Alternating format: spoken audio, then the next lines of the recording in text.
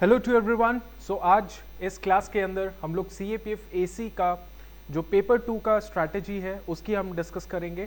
कौन सी ऐसी टिप्स हैं, ट्रिक्स हैं जिसको आप खुद अप्लाई करके CAPF AC पेपर 2 2022 के अंदर मैक्सिमम स्कोर कर सकते हो। एक गोली एक दुश्मन का कॉन्सेप्ट यही है कि काम एक ही करिए, एक ही गोल रखिए और उसको पूरे जी जान के साथ मेहनत कीजिए, उस गोल के ऊपर आपको सक्सेस मिलती है, राइट। जो सिलेबस है पेपर 2 का बहुत डाइवर्सिफाइड नहीं है, बहुत ही लिमिटेड है। नैरो अप्रोच के साथ भी इस पेपर 2 के ऊपर बार बार रिवीजन के प्रोसेस के थ्रू हम लोग इस पेपर 2 के अंदर ज़्यादा से ज़्यादा स्कोर कर सकते हैं, ठीक है। सबसे पहली चीज़ तो मैं आपको बता देता हूँ, ये आपको पता है ये सारे पेपर 2 जो प्रीवियस ईयर्स के क्वेश्चंस हैं वो हैं इसमें। जैसे फॉर एग्जांपल अगर भारत इसकी बात करें तो भारत की आंतरिक सुरक्षा के समक्ष उभरते खतरे, ठीक है। इंटरनल सिक्योरिटी के ऊपर ये क्वेश्चन आया हुआ है। पहला क्वेश्चन कि कौन कौन से इमर्जिंग थ्रेट्स हैं, कन्वेंशनल थ्रेट्स नहीं, emerging threats to India's internal security. Clear. इसके बाद crime against women is an expression of male domination, right. ये एक है कि महिलाओं के विरुद्ध हिंसा पुरुष के वर्चस्व की अभिव्यक्ति है। दैट मीन्स सिंपल है कि अगर वुमेन के अगेंस्ट क्राइम हो रहा है तो वो दिखाता है कि अभी भी हमारा जो माइंडसेट है वो पेट्रियार्कल माइंडसेट है, ठीक है। इसके अलावा crisis of credibility in Indian electronic media, तो क्रेडिबल चीज नहीं बता पा रहे हैं इंडियन इलेक्ट्रॉनिक मीडिया। ये चीज के बारे में क्या क्राइसिस है, क्या क्या संकट है इंडियन इलेक्ट्रॉनिक मीडिया के अंदर, क्या क्या संकट है, वो चीज़ की डिस्कशन यहाँ पे है उसकी क्रेडिबिलिटी को लेके। उसके अलावा हम लोग बात करें सिक्योरिंग इंडियाज इंटरनेशनल बॉर्डर्स, ठीक है, is a challenge exercise for Indian arm forces. Simple, इसमें बोला गया है कि जो इंडिया के इंटरनेशनल बॉर्डर्स है, आपको पता है इंडो पाकिस्तान हो गया, इंडो नेपाल हो गया, इंडो बांग्लादेश हो गया, इंडो चाइना हो गया, वहाँ पे ऐसा ज़रूरी नहीं है कि हमेशा एक एक टेररिस्ट एक्टिविटी वाला जो प्रोसेस है वो तो इंडो चाइना में, इंडो पाकिस्तान में ज़्यादा देखा जाता है। बाकी एरियाज़ में भी बहुत सारे ट्रांस बॉर्डर क्राइम्स होते हैं, ट्रांस नेशनल क्राइम्स होते हैं, जैसे ह्यूमन ट्रैफिकिंग हो गया, ठीक है। उसके बाद बहुत सारी ऐसी एक्टिविटीज़ है जो इलीगल प्रैक्टिसेस होती रहती हैं। वहाँ पर हम लोग ये इंटरनेशनल बॉर्डर एक चैलेंज है, बिल्कुल it is a challenge for our armed forces. उसके बाद parenting is a competitive Indian society is a challenge, ठीक है। पेरेंटिंग करना in the competitive Indian society is a challenge. Competitive भारतीय समाज में शिशु पालन एक चुनौती है। इसके अलावा हम लोग डिस्कस करेंगे ensuring social justice is a human right. Social justice को इंश्योर करना एक ह्यूमन राइट है, ये भी एक ह्यूमन राइट कंसिडर किया जाता है। अब ये सारा हमने जो PYQ देखा पेपर 2 का, इसमें आप एक चीज़ अंडरस्टैंड कीजिए कि पेपर 2 के अंदर आपका जो करंट अफेयर्स होता है ना, देखिए एक पेपर 2 को सॉल्व करने के लिए या कोई भी सवाल जो पेपर 2 में आता है ऐसे आर्ग्यूमेंट रिपोर्ट के अंदर, उसमें आपको दो चीज़ों के अंदर पकड़ होनी चाहिए। पहला तो होता है स्टैटिक पार्ट और दूसरा होता है करंट एस्पेक्ट, ठीक है। स्टैटिक पार्ट, फॉर एग्जाम्पल आपको अगर ये पता ना हो कि इंडिया का इंटरनल सिक्योरिटी क्या है, कैसा उसका प्रोसेस है, किस तरीके की इंटरनल सिक्योरिटी थ्रेट्स हैं हमारी इंडिया को, और इंटरनल सिक्योरिटी का मतलब क्या होता है, इसके आगे पीछे इस टर्म को किसने दिया, या और भी कई सारे data, facts, figure internal security के बारे में नहीं पता होगा, तो आपको इमर्जिंग थ्रेट जो है उसके बारे में भी नहीं पता होगा, राइट। थ्रेट जो है वो कन्वेंशनल थ्रेट हैं, इमर्जिंग थ्रेट हैं जो आज के टाइम पे देखने को मिलते हैं। अब इसमें याद रखिए एक चीज़, एक सिंपल चीज़ के बारे में, दैट इज़ कि जो इंडिया का इंटरनल सिक्योरिटी है ये तो आ गया हमारा स्टैटिक पोर्शन। इमर्जिंग थ्रेट भी हमें स्टैटिक पोर्शन के अंदर मिल जाता है, लेकिन इस सवाल को डालने का सिर्फ एक सिंपल ऑब्जेक्टिव ये था कि इंडिया में उस टाइम पे जब ये 2017-18 का पेपर है, उस टाइम पे कुछ ना कुछ इंटरनल सिक्योरिटी को लेके न्यूज़ आ रही थी और इसी वजह से करंट अफेयर से टीचर ने उठाया वो पॉइंट और उसका एक डायनामिक एस्पेक्ट आपके सामने रख दिया। समझ आ गया। तो आपने स्टैटिक के साथ भी अपने आप को पूरा लेवल कर लेना है और साथ ही साथ करंट अफेयर के साथ भी अपने आप को लेवल कर लेना है। अंडरस्टैंड हो गया? इसके अलावा एक चीज और है जो मैं बताना चाहता हूं, जैसे देखिए अब इसमें जो है, इसमें केवल 300 वर्ड्स का आपको एस्से लिखना है।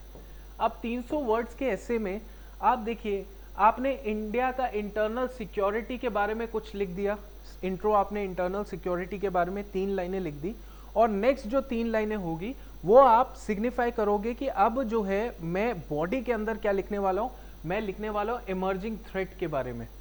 आई am going to talk about the emerging threat to India's internal security. वो नेक्स्ट 3 लाइनें वैसे होने वाली हैं, ठीक है। उसके बाद जो बॉडी होगी वो बॉडी स्पेसिफिकली इमर्जिंग थ्रेट के ऊपर होगी कि इमर्जिंग थ्रेट कौन कौन से हैं, नंबर 1 2 3 4 5, 3-4 पॉइंट्स आप लिखिए, emerging threat of India's internal security, बात खत्म। आपने कोई एक्स्ट्रा चीजें नहीं लिखी, सिर्फ और सिर्फ इन 300 वर्ड्स में ही आपकी पूरी जो ऐसे है वो चुटकियों में खत्म हो जाएगा, इस 2-3 कीवर्ड्स के अंदर। समझ आ गया? चलो, इसके अलावा जैसे crime against women is an expression of male domination, ठीक है।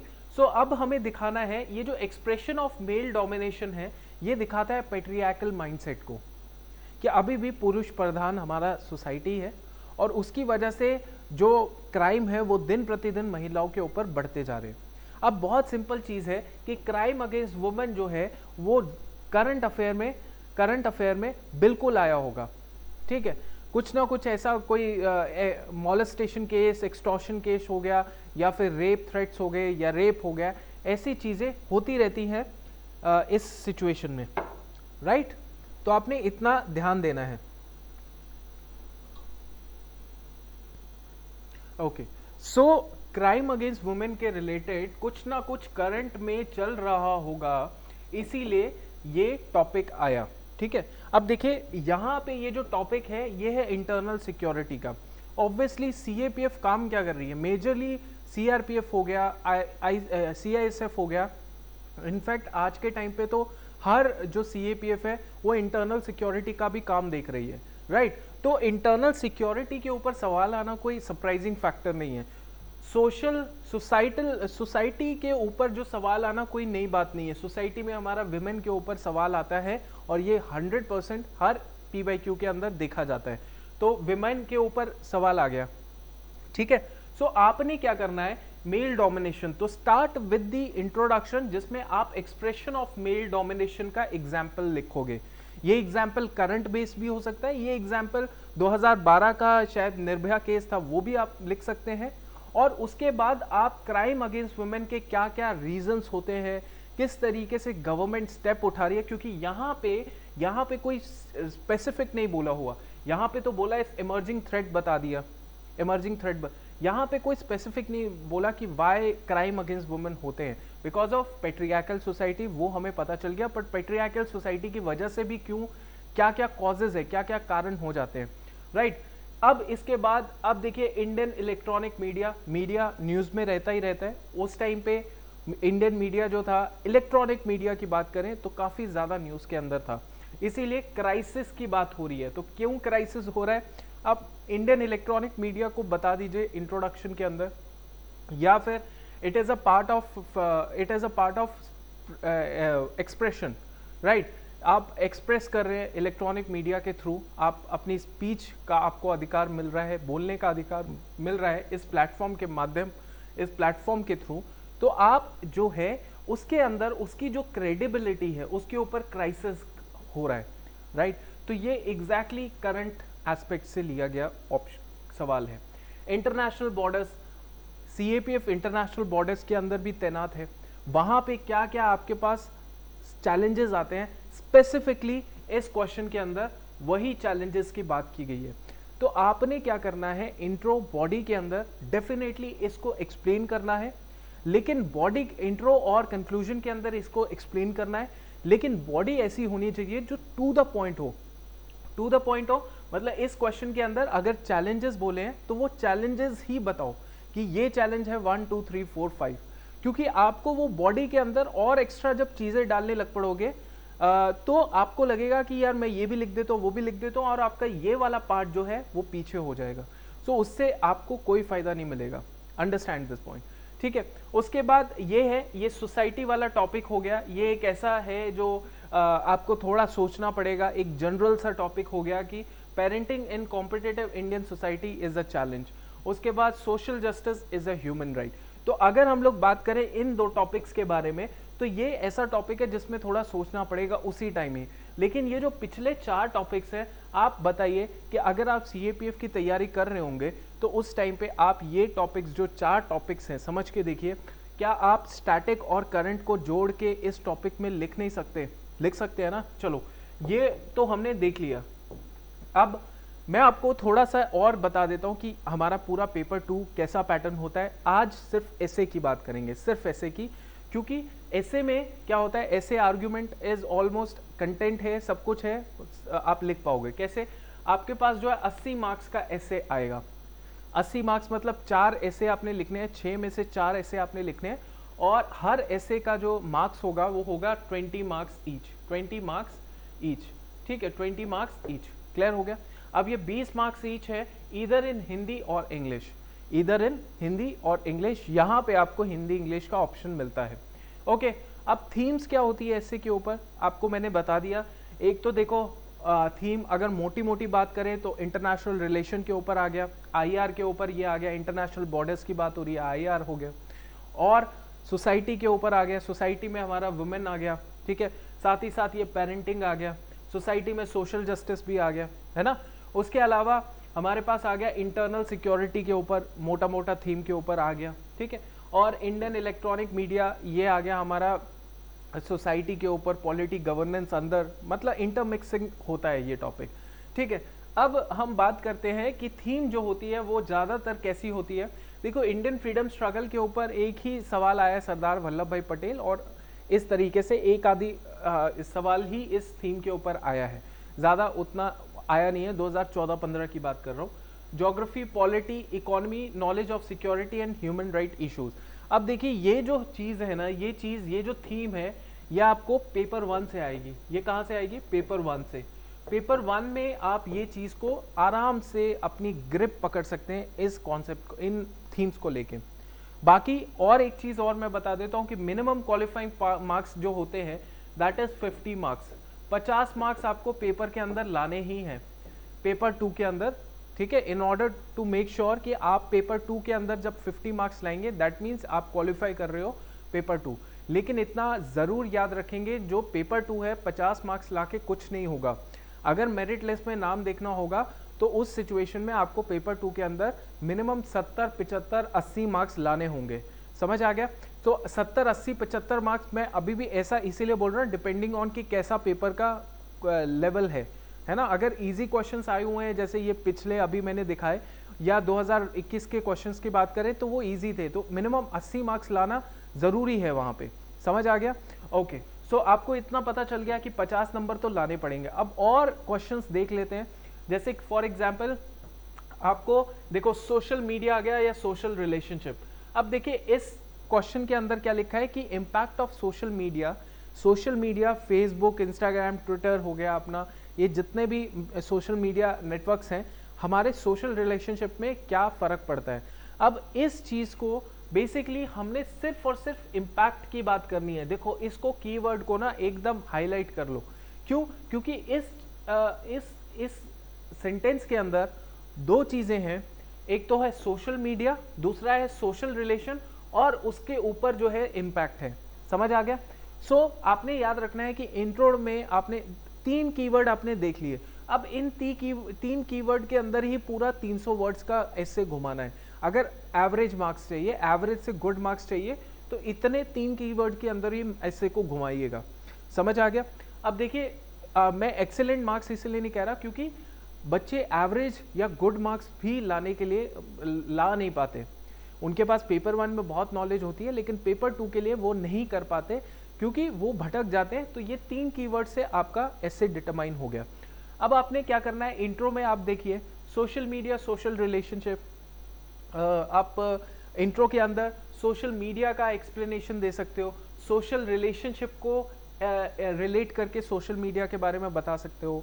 उसके बाद बॉडी आपकी केवल और केवल इम्पैक्ट की होगी। अब इम्पैक्ट कैसा हो सकता है, पॉजिटिव भी हो सकता है, नेगेटिव भी हो सकता है। आपने मल्टीपल डायरेक्शन के अंदर वो इम्पैक्ट देखना है। आपके पेरेंट्स पे हमारा क्या सोशल मीडिया का क्या इम्पैक्ट पड़ता है, सोशल रिलेशनशिप के अंदर इंडस्ट्रीज पे क्या फ़र्क पड़ रहा है, बिजनेस पे क्या पड़ रहा है, सोसाइटी के अंदर जो अलग अलग तबके के लोग हैं उनके ऊपर क्या फ़र्क पड़ रहा है। ये सारे एस्पेक्ट आप कवर कर सकते हो बॉडी के अंदर। उसके अलावा देखो, earth is not for humans only. आपको पता है गांधी जी ने एक बहुत अच्छा फेमस बोला है, एक उनकी बात है कि उन्होंने ये बोला है कि there is enough for everyone's need. जरूरत के लिए सबके लिए सब कुछ है, बट ग्रीड के लिए सबके लिए सब कुछ नहीं है। तो वही चीज को हम लोग इनिशिएट कर सकते हैं इधर, है ना। या फिर हम लोग इंट्रो में तो हमने ये बता दिया, कंक्लूजन में हम लोग एसडीजी लिख सकते हैं, सस्टेनेबल डेवलपमेंट गोल्स हमारा कंक्लूजन हो सकता है, वो हम लोग आगे भी बात करेंगे। तो earth is not for human directly environment से रिलेटेड ये टॉपिक है। ओके, ये सोसाइटी से रिलेटेड टॉपिक है। Sustainable farming is a need of an hour then rhetorical promises.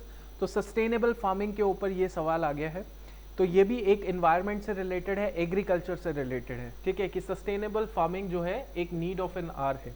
Organic farming के ऊपर ये पॉइंट आ गया। उसके बाद Indian army in the nation building, आपको पता है, ठीक है, किस तरीके से नेशन बिल्डिंग हो रहा है, इंडियन आर्मी से नेशन बिल्डिंग कैसे हो रहा है। अब देखिए रोल, अब देखो कीवर्ड क्या है, रोल है। तो इसी ऐसे में आपने रोल के अंदर ही मल्टीपल लोगों का, एक इंडियन आर्मी जो इंडियन आर्मी का एक पेंशनर भी होता है, एक पेंशन होल्डर भी होता है, एक ऐसे भी होते हैं जो एसएससी वाले होते हैं, एसएससी मतलब शॉर्ट सर्विस कमीशन वाले ऑफिसर्स होते हैं, रिटायर्ड होते हैं, वो कैसे क्या नेशन बिल्डिंग में हेल्प कर रहे हैं। कुछ ऐसे भी होते हैं जो बेचारे पैरालाइज हो चुके होते हैं ड्यूरिंग द ट्रेनिंग या आफ्टर द ट्रेनिंग, उनका पैरालाइज होते हैं, लेकिन फिर भी वो कुछ ना कुछ कर रहे होते हैं। जैसे आप मुझे खुद एग्जांपल दे सकते हो, हमारे एक मेजर समथिंग है, major his name is, he is from Punjab, और वो उनको ब्लेड मैन भी कहते हैं, ब्लेड मैन समथिंग, वो रनिंग करते हैं, स्प्रिंटर हैं वो। तो आफ्टर उनका कुछ ऐसा इशू हो गया था कि वो ऑपरेशन के लिए गए थे और उनका जो पैर है, वो जो पूरा लेग है, वो उसे क्या कहते हैं, I am not able to recall that word, तो उससे वो डिटैच हो गया था पैर। तो अब वो जो है वो पैरा ओलंपिक्स में पार्टिसिपेट करते हैं। इस बार तो नहीं कर रहे, पहले उन्होंने बहुत अच्छे अच्छे मेडल लाए हैं। तो कैसे उनका स्पोर्ट्स में योगदान हो गया आफ्टर लीविंग इंडियन आर्मी। ऐसे बहुत सारे बिजनेस टाइकून्स, बिजनेसमैन हैं जो इंडियन आर्मी में सर्व करके उन्होंने अब वो बिजनेस चला रहे हैं।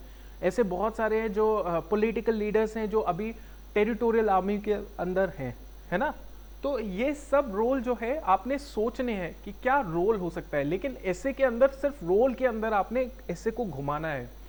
Online gaming is dangerously attractive to youth. तो यहाँ पे सीधा बोल दिया है कि ये बहुत ही ज़्यादा डेंजरसली अट्रैक्टिव है, मतलब इट इज़ समथिंग जो आपको बोल रहा है कि इसके ऑनलाइन गेमिंग के नेगेटिव इम्पैक्ट्स बताइए। तो वहीं पे आपने अपना इससे घुमा देना है। उसके अलावा complexity unpredictability of Indian politics से रिलेटेड ये सवाल है। पार्लियामेंट जो है हमारा अनसर्टेन है, काम वहाँ पे होता नहीं है। इंडियन मीडिया जो पॉलिटिक्स जो होती है, हमारी जो पॉलिटिक्स है वो भी बहुत अनसर्टेन है। मैनिफेस्टो उनका किस तरीके का होता है, जिसमें सिर्फ एक अपॉर्चुनिस्ट लोग लुभावन वादे किए जाते हैं, रादर देन जो रियल इशू होता है उसके ऊपर चर्चा कम होती है। सो ये एक ऐसे हो गया, है ना। तो यहाँ पे अर्थ इज नॉट, तो ये इन्वायरमेंटल ऐसे हो गया, इन्वायरमेंट से रिलेटेड, ये सोसाइटी से, सोशल मीडिया से हो गया, मतलब मीडिया से हो गया, ये एग्रीकल्चर से हो गया, ये फौज से हो गया। फौज वाला ऐसे यहाँ पर भी आया, पिछले ऐसे में भी देखा, उसमें इंटरनेशनल बॉर्डर्स में हमारी इंडियन आर्म फोर्सेस काम कर रही है। यहाँ पे सीधा ये सवाल आ गया। तो अगर इसी थीम पे देखो, ये आर्मी मतलब हमारी जो डिफेंस है, वो डिफेंस वाला जो ऐसे है ये हमारे पास पूछा गया, एग्रीकल्चर से पूछा गया। तो ये आपको दिख रहा है, एक चीज आप समझ रहे हो, पैटर्न जो है वो सिमिलर है।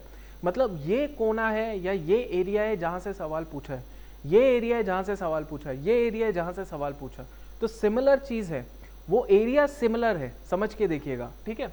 ओके, नाउ अगेन अगेन एक और पेपर है जिसके अंदर हम लोग बात करेंगे इकोनॉमिक ग्रोथ टू वेलबींग। अब इकोनॉमिक ग्रोथ जो आपको दिख रहा है, हमारा देश भी इकोनॉमिक ग्रोथ कर रहा है, लेकिन पोल्यूशन भी तो है कि नहीं? पानी पीने वाला ढंग का नहीं है, या फिर हम लोग बोले वैसे तो क्या कहते हैं, क्वालिटी ऑफ लाइफ अच्छी नहीं है। तो इकोनॉमिक वेलबींग की बात हो रही है, क्वालिटी ऑफ लाइफ की बात हो रही है यहाँ पे। तो ये भी इन्वायरमेंट से आ गया। रिजर्वेशन, सिविल डायनामिज्म, ठीक है, इसकी बात कर रहे हैं कि रिजर्वेशन दिया जाएगा, देते जा रहे हैं, और उसकी वजह से क्या हो रहा है, जो असली जो काबिलियत है किसी की, वो ठीक से उभर के नहीं आ रही है ना, ये चीज़ है। अब नॉन परफॉर्मिंग पार्लियामेंट से रिलेटेड ऐसे आ गया है ना। सो ये सारा ऐसे है, आप इसको पढ़ भी सकते हैं। फार्म वेवर, मैंने वही बोला, लोक लोभावन वादे। तो ये फार्म वेवर क्या है, अपॉर्चुनिस्ट है ना ये अप्रोच, कि जिसमें आपको जो है एक तरीके से लोगों को लुभाने के लिए, वोट बैंक पॉलिटिक्स के लिए ये सब चीज़ें की जा रही है, राइट, है कि नहीं? फिर civil wrongs from the civil bigotry constitutionally punishable.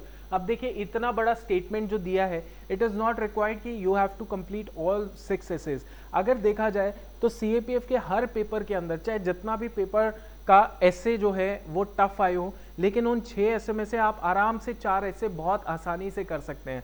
जैसे फार्म वेवर के ऊपर क्वेश्चन आराम से किया जा सकता था, ये उस टाइम पे बहुत पूछा जा रहा था, बहुत न्यूज़ में था। इकोनॉमिक ग्रोथ के ऊपर ऐसे है simple. Reservation suppresses the civil dynamism. अगर किसी को ये नहीं समझ आ रहा होगा कि सिविल डायनामिज्म क्या है, तो आरक्षण नागरिक गतिशीलता का दमन करता है कि नहीं? ये आप हिंदी में समझ सकते हैं। नॉन परफॉर्मिंग पार्लियामेंट जो है, अनहेल्दी ट्रेंड सामने दिया हुआ है। अनहेल्दी मतलब हमें दिखाना है कि किस तरीके से ये अनहेल्दी है, इसका ट्रेंड ऐसा क्यों है।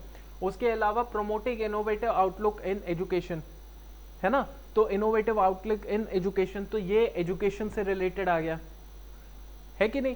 सो आप देखेंगे तो ये 5 टॉपिक्स हैं, ये डूएबल टॉपिक्स हैं। कैसे? अगर किसमें पकड़ होनी चाहिए, स्टैटिक पोर्शन के अंदर प्लस करंट अफेयर के अंदर। अब मैं आपको एक चीज और बताता हूं, करंट अफेयर में आप चाहे जितना भी पकड़ मजबूत कर लें कि हाँ मैं ना ये भी पढ़ लेता हूँ, वो भी पढ़ लेता हूँ, वो मैगजीन भी पढ़ लेता हूँ, ये मैगजीन भी पढ़ लेता हूँ, लेकिन उसको पढ़ के भी आप ये सॉल्व नहीं कर पाएंगे, क्योंकि एग्जामिनर सिर्फ करंट अफेयर ही नहीं पढ़ना देखना चाहता है। वो जब कॉपी चेक कर रहा है तो उसको पता चलना चाहिए कि इसका पास्ट भी ये बच्चा जानता है, इसका प्रेजेंट भी जानता है और फ्यूचर भी जानता है। ये तीनों टेंडेंसी आपके एग्जाम के आंसर में दिखेगी, तो बहुत आसानी से वो सोचेगा कि इस बच्चे का जो प्रोसेस है दैट इज डायनामिक। एग्जामिनर हमेशा वो डायनामिक चीज को देखने की कोशिश करता है कि इसने किस किस एरियाज को टच किया हुआ है, राइट। तो ये चीज है, राइट। इसके अलावा अब मैं आपको इतना सब चीजें बता दी है, अब मैं आपको ये बताऊंगा कि किस तरीके से आपका जो ये सारा चीज है ये हेल्प हो सकती है इन चीजों के थ्रू। ठीक है, कि आप ऐसे लिखेंगे, ऐसे में 3 पार्ट्स होते हैं, इंट्रो, कंक्लूजन और बीच में बॉडी। अब आपने क्या करना है कि कोई भी ऐसे है और थीम आपको देखने को मिल रही है, एग्रीकल्चर पे थीम आ गई, एनवायरनमेंट पे थीम आ गई, वुमेन के ऊपर आ गई, एजुकेशन के ऊपर आ गई, इंडियन फौज के ऊपर आ गई, ये 5 थीमें तो पक्की हैं। छठी थीम आ गई कोई सोसाइटी का, कोई जैसे पॉलिटिक्स पे आ गई, पार्लियामेंट के ऊपर आ गई, है कि नहीं। तो ये 5-6 थीमें तो हमारे पास पक्की है कि इतना इतना है। अब इन थीम्स के अंदर जो इंट्रोडक्शन होगा वो 30 वर्ड्स का आपका होना चाहिए, 30 वर्ड्स का होगा, जिसमें आप क्या करोगे, देखो मैं जब पेपर देता था तो उस टाइम पे मेरे को बहुत अच्छे से याद है कि ऐसे लिखने में कंटेंट तो दिमाग में घुसा रहता है। ठीक है, जिस दिन आप पेपर दोगे उससे पहले 1 घंटा 2 घंटे पहले बहुत कुछ पढ़ा होता है हमने, राइट। पूरे साल की, 1.5 साल की, 6, 8, 10 महीने की मेहनत होती है। लेकिन उलझ बंदा तब जाता है जब इंट्रोडक्शन पता नहीं चल रहा होता है, या लिख देते हैं लेकिन मज़ा नहीं आ रहा होता। अब वो मज़ा लाने के लिए जल्दी से जल्दी इंट्रोडक्शन, क्योंकि एक बार इंट्रोडक्शन लिखना शुरू कर दिया, बॉडी अपने आप ही दिमाग में आना शुरू हो जाता है कि यार, और बॉडी बनाने में कोई दिक्कत नहीं होती। जैसे सामने लिखा है इम्पैक्ट, है ना, कि इम्पैक्ट क्या होता है, इम्पैक्ट क्या पड़ेगा अगर नॉन परफॉर्मिंग पार्लियामेंट होगी सपोज, तो आप बॉडी के अंदर क्या लिखोगे, इम्पैक्ट के बारे में ही लिखोगे। दिक्कत आती है इंट्रोडक्शन के वो 30 वर्ड जिसको पढ़ के एग्जामिनर सोचेगा कि इस बच्चे ने अच्छा लिखा है। कैसे? अब वो चीज़ कैसे करेंगे, या तो आप क्या कर सकते हो, आप पेपर 2 के अंदर जो ऐसे वाला इंट्रो है वो आप कोट से शुरू कर सकते हो, या तो आप कोटेशन से शुरू कर सकते हो, या फिर कोई भी करंट इवेंट। अब देखिए, अब करंट इवेंट से ही एसोसिएटेड ये ऐसे होते हैं, कोई ना कोई ऐसी चीज होती है जिसकी वजह से एग्जामिनर को पता लग जाता है विमेन से रिलेटेड है, चलो करंट से रिलेटेड है, डाल दो ऐसे, ठीक है। वो करंट इवेंट एग्जैक्टली आप लिख सकते हो, या फिर आप कोई फैक्ट्स एंड फिगर डेटा बता सकते हो, जैसे कोई रिपोर्ट आ गई, वर्ल्ड बैंक की रिपोर्ट आ गई, आईएमएफ की रिपोर्ट आ गई, या फिर यूनेस्को की कोई रिपोर्ट है, या फिर आपकी कोई सोशल इशू यूएनडीपी की रिपोर्ट आ गई, ठीक है। उसके बाद यूएनईपी की रिपोर्ट आ गई, ठीक है, सिप्री की रिपोर्ट आ गई मिलिट्री से रिलेटेड, है कि नहीं।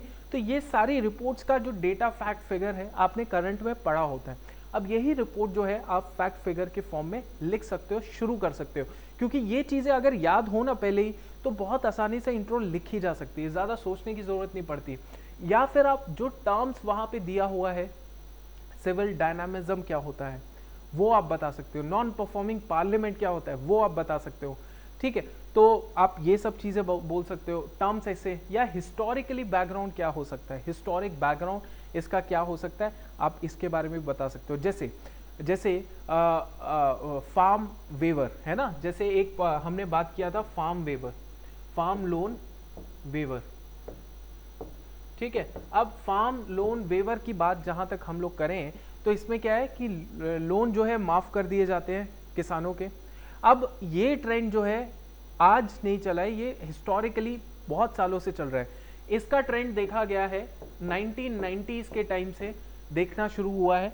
तब तो इनकी इंटेंशन यही थी कि हाँ किसानों को थोड़ी लोन मुक्ति दे दे, कर्म जो लोन है उसको थोड़ा सा मिनिमाइज कर दे, क्योंकि बहुत दिक्कत आ रही है किसानों को, राइट। तब इंटेंशन ठीक थी, बट धीरे धीरे धीरे धीरे ये पॉलिटिकल वोट बैंक पॉलिटिक्स बन गया। तो आप फार्म लोन वेवर के किस सिचुएशन के अंदर आप आराम से 1990s का जो बैकग्राउंड है उसको आप लिख सकते हो, राइट। तो वो चीज आपके उसमें काम आ सकती है। देन आप कोई भी पॉलिटिकल ऐसे है आप प्रीएम्बल से शुरू कर सकते हो, कोई इसमें दिक्कत नहीं है। सो इंट्रोडक्शन आपका जो 30 वर्ड वाला होना चाहिए ये इसी कैटेगरी के अंदर घूमना चाहिए। क्यों? क्योंकि इंट्रोडक्शन में ना थोड़ा बच्चा जरूर सोचता है, और आप कमेंट में भी बता दीजिएगा कि दिक्कत आपको सबसे ज्यादा इंट्रो में ही होगी कि यार मैं कहाँ से शुरू करूँ, क्या बताऊँ, किस तरीके से बताऊँ। दिमाग में बहुत आता है लेकिन लिख नहीं पाता बच्चा। तो आप याद रखें इस कैटेगरी के अंदर ही जब शुरू करेंगे तो आराम से चीज बैठ सकती है, राइट। तो ये आपने क्लियर कर लिया। अब ये हो गया हमारा इंट्रोडक्शन। अब हम लोग बॉडी की बात करें। सो बॉडी में बॉडी क्या है, वाइडर स्कोप रखना है, मल्टी डायमेंशन रखना है। वाइडर स्कोप मतलब आपकी कितनी ज्यादा सोच जा सकती है उस ऐसे के अंदर, ठीक है, कहाँ तक आप देख रहे हो।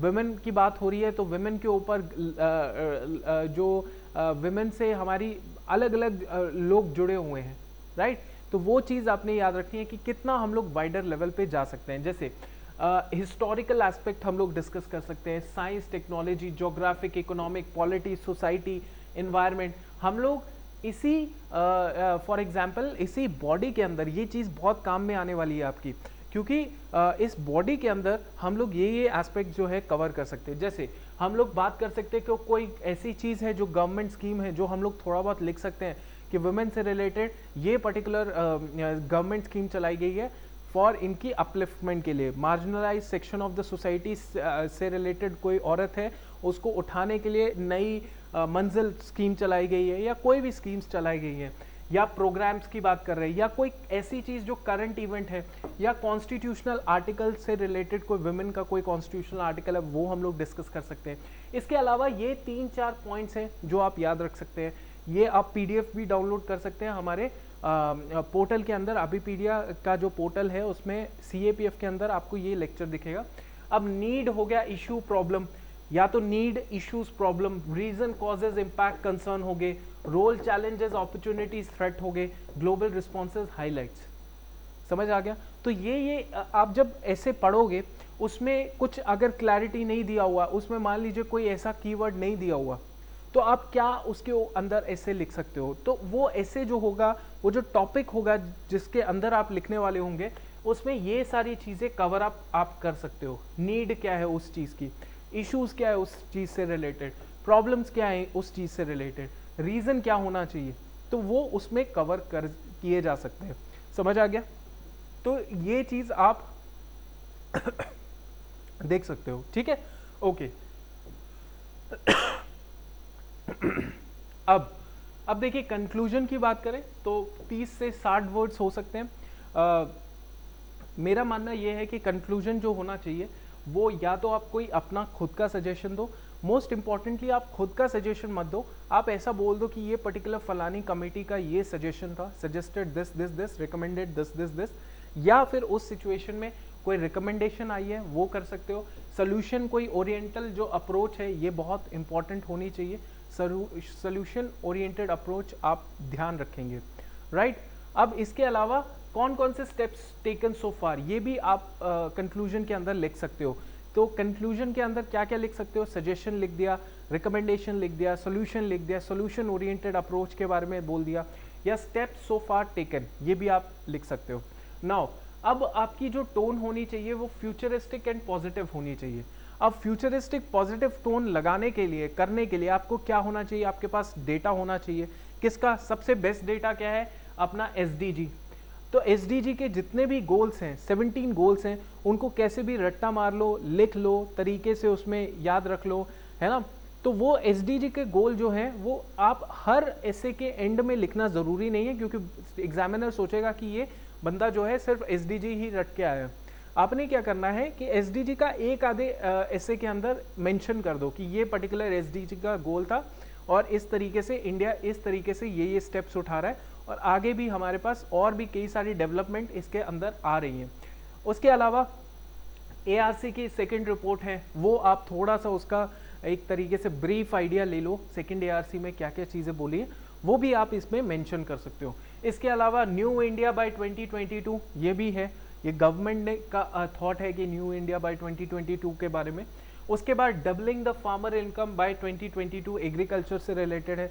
आपको पता है फार्म प्रोटेस्ट हो रहे हैं, तो उसमें आपका इस बार भी ऐसे आया हुआ है फार्म से रिलेटेड, ठीक है, सॉरी 2020 में भी आया, 21 में भी आया फार्मर से रिलेटेड, तो आप ये चीज़ लिख सकते हो। हमारा इकोनॉमी से रिलेटेड कोई ऐसे आएगा तो $5 ट्रिलियन इकोनॉमी बाय 2025, इसके ऊपर भी हम लोग लिख सकते हैं ऐसे। उसके बाद पेरिस एग्रीमेंट एमिशन टारगेट जो है वो उसके ऊपर हम लोग ऐसे लिख सकते हैं, मतलब कंक्लूजन इसमें ऐड कर सकते हैं।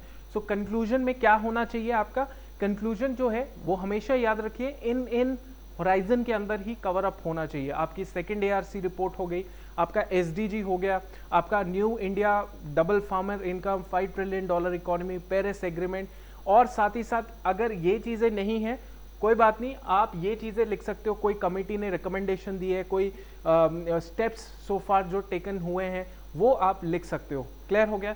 तो आपने इतना ध्यान देना है, राइट। अब मैं आपको एक चीज़ और बताना चाहता हूँ कि ऐसे के अंदर याद रखिएगा कि जैसे आपके पास है इंट्रो, आपके पास है बॉडी एंड कंक्लूजन, अंडरस्टैंड। तो आपने क्या करना है कि कई बार क्या होता है ना, जो मैंने स्टूडेंट्स के साथ बात करके ये अंडरस्टैंड किया है कि बच्चे के पास कंटेंट होता है लेकिन ना वो स्टार्टिंग में इंट्रो बनाने में थोड़ा सा लिख देता है। देखो लिखने में तो कोई दिक्कत नहीं है, लिखना तो वो बच्चा जानता है, लेकिन अच्छे से लिखना थोड़ा सा मुश्किल हो जाता है, घबराहट हो जाती है, स्ट्रेस, प्रेशर, ये सब चीज़ें होती हैं। तो what best you can do is, approach क्या हो सकती है जब भी आप ऐसे लिख रहे हैं, आप क्या करो, आप जो इंट्रो है ना उसको आप 6 लाइनें छोड़ दो, स्टार्टिंग की 6 लाइनें छोड़ दो, उसके बाद का जो बॉडी वाला पार्ट है उसमें लिखना शुरू कर दो। अब बॉडी वाले पार्ट में आपको कोई दिक्कत तो आ ही नहीं सकती, क्यों, कंटेंट भी रेडी है और आपको पता है पूरा सिंपल जो मैंने पढ़ाई अच्छे से की होगी, तो मैं बहुत आराम से नीड लिख सकता हूँ, need of this particular thing, ठीक है, कॉजेज लिख सकता हूँ, प्रॉब्लम लिख सकता हूँ, इम्पैक्ट लिख सकता हूँ, पॉजिटिव नेगेटिव इम्पैक्ट लिख सकता हूँ। मैं सारी चीज़ें बॉडी के अंदर ही लिखनी है, मैं जल्दी से जल्दी बॉडी के अंदर क्यों ना ये सब चीज़ें लिख दूँ। आप मानते हो कि नहीं मानते? तो आप क्या करो, अगर मान लीजिए कल को आपको ऐसे लिखने में दिक्कत आती, इंट्रो सोचने में दिक्कत आती, सीधा बॉडी से शुरू कर दो।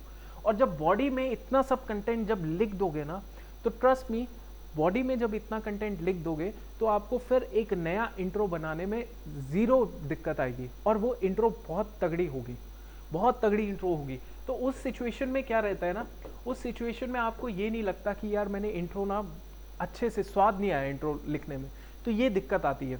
तो अगर तो आपको इंट्रो लिखने में कोई दिक्कत नहीं आ रही, वैसे तो मैंने बता दिया कौन कौन से होराइजन्स हैं इंट्रो के अंदर आप यूज़ कर सकते हो, कि मैं चलो कोटेशन से शुरू करता हूँ, मैं चलो अपना डिफाइन कर देता हूँ उस टर्म को, मैं चलो इस तरीके से शुरू कर देता हूँ, कोई करंट इवेंट है, कोई डेटा फैक्ट है।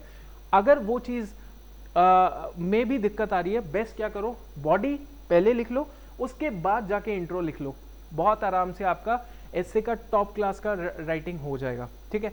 और एंड में जो कंक्लूजन है, वो कंक्लूजन लिखने में कोई दिक्कत नहीं आएगा, क्योंकि आपने ऑलरेडी इतना सब कंटेंट लिख लिया है, उसमें आपको ज़्यादा सोचने की ज़रूरत नहीं पड़ेगी। क्लियर हो गया? तो इतना आप याद रखेंगे।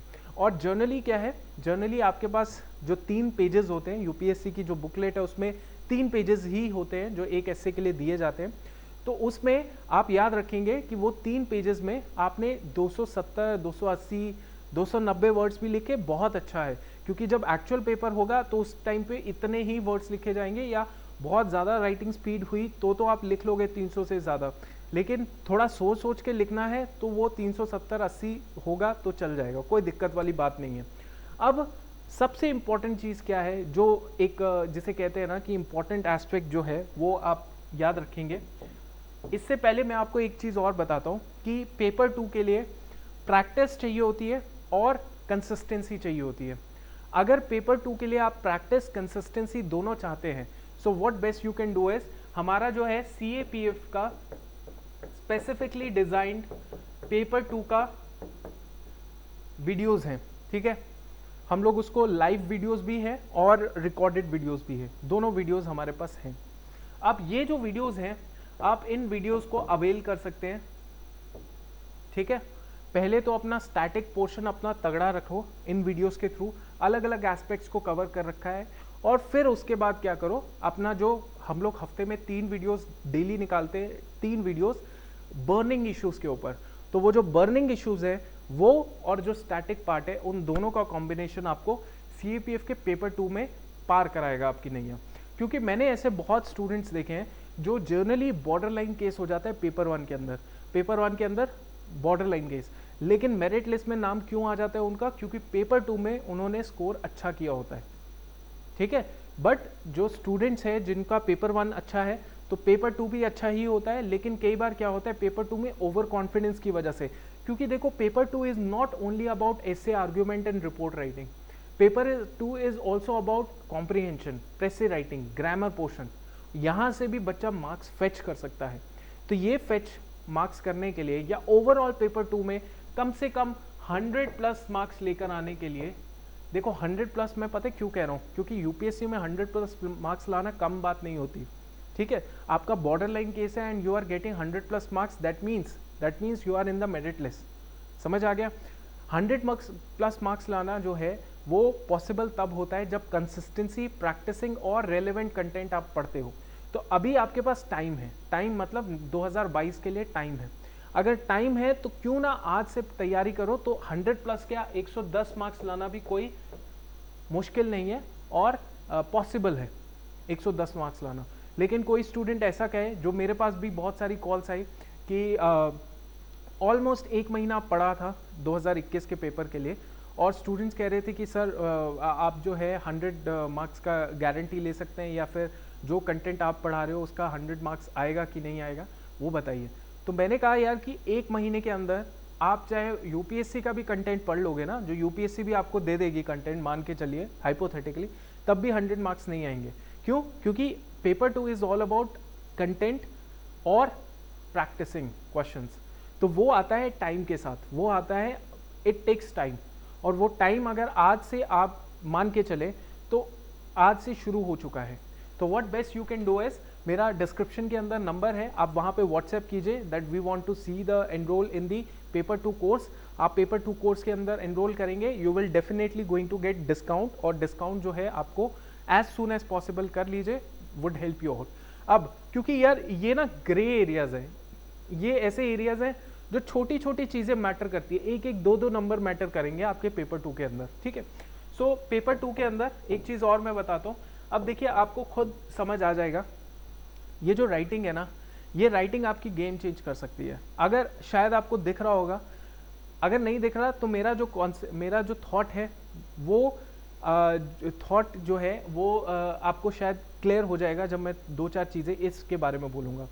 आप ये बात समझ के चलिए कि कोई भी स्टूडेंट जो है, कोई भी एग्जामिनर, वो 10 कॉपियाँ चेक कर रहा है, ठीक है। जैसे मैं आपको इंटरव्यू की बात कर रहा हूँ, इंटरव्यू की बात करते हैं, है ना, जाना तो आपने इंटरव्यू तक ही है और उससे आगे भी मेरिट लिस्ट में नाम लाना है, तो मैं सीधा इंटरव्यू की बात करता हूँ। अब जो हमारा जो पैनल होता है ना, इंटरव्यूइंग पैनल होता है यूपीएससी का, जो एसी के इंटरव्यूज लेते हैं, उसमें 4 बंदे होते हैं। उसमें एक जो होता है वो एक चेयरपर्सन होता है उस बोर्ड का, जो कि यूपीएससी का मेंबर होता है। अब वो सुबह बैठ जाते हैं और शाम को आई थिंक 5:30 बजे तक, वो 5:30 बजे तक इंटरव्यू चलता रहता है बीच में। अब आप सोचिए उनके पास, मेरे को ये लगता है उनके पास 10 स्टूडेंट्स आते हैं एक दिन के अंदर, एक पैनल के अंदर 10 स्टूडेंट्स होते हैं। क्योंकि जब मैंने दिया था इंटरव्यू तो शाम वाला था मेरा टाइम, और शाम को हम 5 बंदे थे, सॉरी 6 बंदे थे, तो 6 और 6 12 मान के चलिए, या 10 से 15 हो जाएंगे ज़्यादा से ज़्यादा, कि एक दिन में वो पैनल जो है 15 बच्चे देख रहा है। अब वो 15 बच्चे देख रहा है एक के बाद एक के बाद एक के बाद, यार एक ह्यूमन टेंडेंसी होती है। तो अगर आप इंटरव्यू में कुछ यूनिक नहीं करोगे, अपने आप का कॉन्फिडेंस झलकाओगे नहीं, तो 15-20 मिनट में वही मार्क्स आएंगे जो एक एवरेज स्टूडेंट के आते हैं। फिर आप बोलेंगे कि मेरा पैनल जो है इस तरीके से था, वो इस तरीके से। देखो, जो अच्छा होता है ना, जो एक्सप्रेशन वाली चीज़ होती है, जिसको देख के मज़ा आता है, तो वो मार्क्स भी उसको देने में भी दिक्कत नहीं आती है कि नहीं।